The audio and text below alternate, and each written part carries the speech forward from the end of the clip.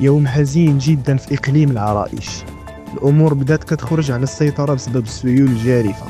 فاجعة مؤلمة في جماعة بني عروس خلفت ضحايا، وفي نفس الوقت دواوير في محيط القصر الكبير كتطلق نداءات استغاثة أخيرة بعد ما حصرتها المياه من كل جهة.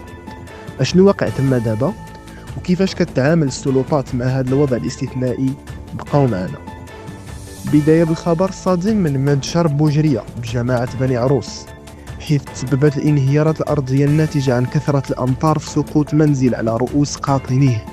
للأسف الحادث خلف وفاة سيدتين وطفلة صغيرة في مشهد مؤلم، بينما نجا الزوج وأمه أعجوبة. هذا الحديث كيبين الخطورة الكبيرة اللي وصلت لها الانجرافات في المناطق الجبلية، واللي مهددة بالزيادة في الساعات القادمة. في الجهة الأخرى الوضع في دواوير أولاد أشيح، سوق الطلباس، سواكن والهرارسة أصبح دقيقا جدا بعد ما بلغ منسوب وادي وارور مستويات قياسية.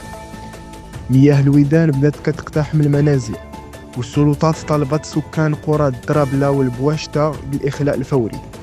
الكساب في البوادي كيعيش معاناة حقيقية، وهو كيحاول ينقذ الماشية ديالو وسط السيول. السباق مع الزمن مازال مستمر لأجل المواطنين المتبقين.